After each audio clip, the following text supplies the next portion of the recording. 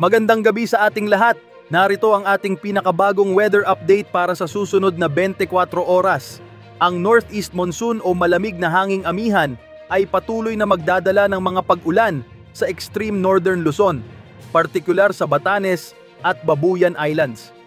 Samantala, ang shear line o salubungan ng mainit at malamig na hangin ay magdudulot ng mga ulap at scattered rains and thunderstorms sa natitirang bahagi ng Northern Luzon at Central Luzon, sa Metro Manila at iba pang bahagi ng bansa.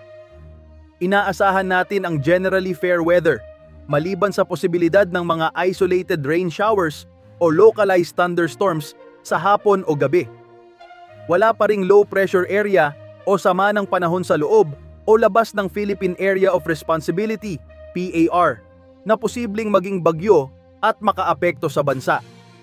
At sa lagay ng panahon bukas, dahil sa amihan, makararanas ng ulap at pag-ambon ang Batanes at Babuyan Islands. Ang shear line ay magpapatuloy sa pagdadala ng scattered rains and thunderstorms sa mainland Cagayan, Isabela at Aurora. Maghanda laban sa posibleng pagbaha o pagguho ng lupa kung magpapatuloy ang malalakas na ulan. Sa Metro Manila at nalalabing bahagi ng Luzon, generally fair weather ang inaasahan, ngunit magdala pa rin ng pananggalang sa ulan para sa posibleng thunderstorm sa hapon hanggang gabi. Para sa Palawan, Visayas at Mindanao, ang Intertropical Convergence Zone, ITCZ, ay magdudulot ng pag-ulan, partikular sa Davao Region. Sa iba pang bahagi, inaasahan ang bahagyang maulap hanggang maulap na papawirin na may panandaliang pag-ulan dulot ng mga thunderstorms. At sa kalagayan ng karagatan, dahil sa patuloy na epekto ng amihan, may gale warning sa seaboards ng Batanes, Cagayan, kasama ang Babuyan Islands, Ilocos Norte at Ilocos Sur, Isabela, Aurora, Northern at Eastern Quezon, kabilang ang Polillo Islands.